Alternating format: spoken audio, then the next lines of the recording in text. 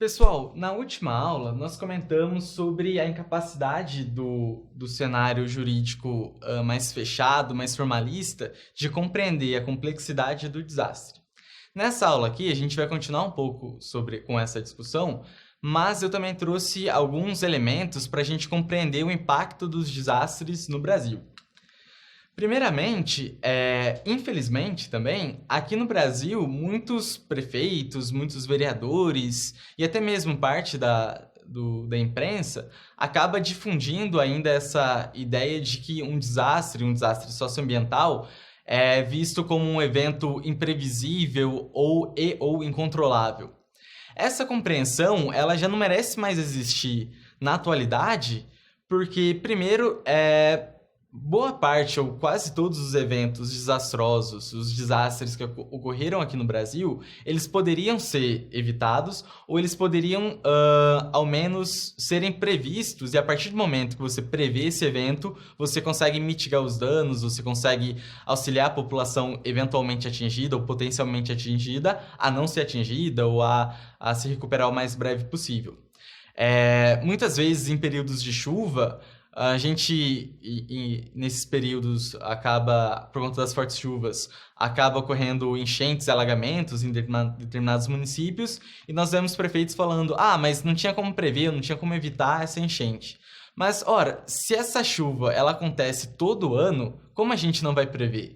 Então, essa compreensão da previsibilidade e do controle desses eventos ou a mitigação desses danos tem que estar presente no nosso dia a dia e na nossa compreensão enquanto juristas, tá bom?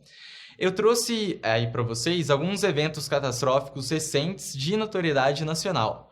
A gente tem os deslizamentos de terra na região serrana do Rio de Janeiro em 2011 e em 2022. É interessante e triste perceber que mesmo esse desastre que abalou o Brasil em 2011 e que gerou várias mudanças do ponto de vista normativo, ainda assim ocorreu a sua reincidência em 2022, um evento bastante semelhante.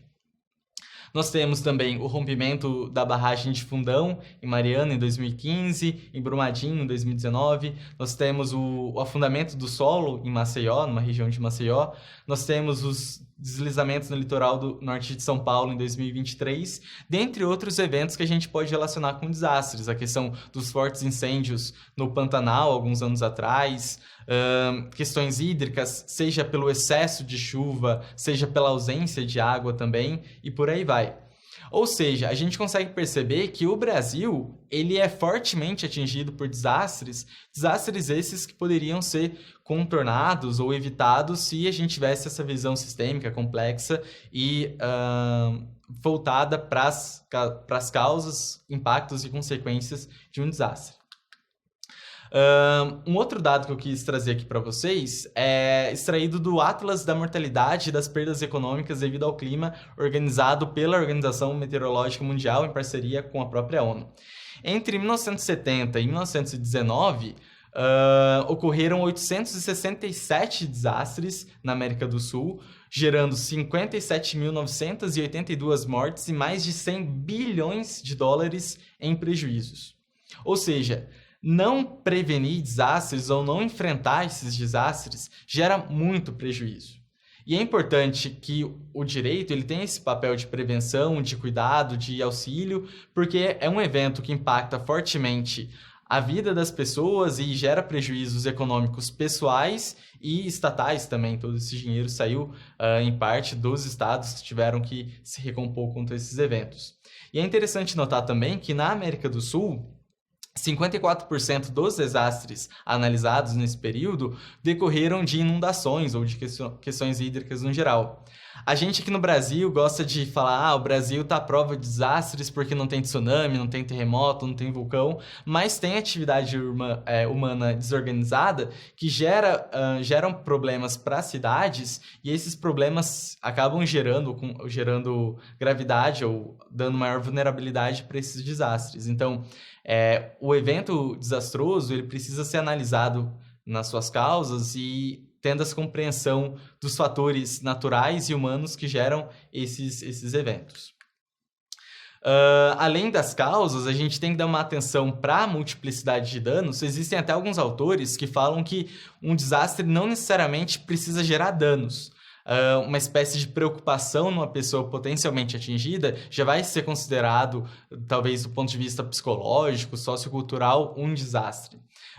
Em Minas Gerais mesmo, existem alguns municípios que eles estão abaixo da altura de determinadas barragens. Se essas barragens se rompem, todo o rejeito dessa barragem vai atingir diretamente esses municípios, essas cidades.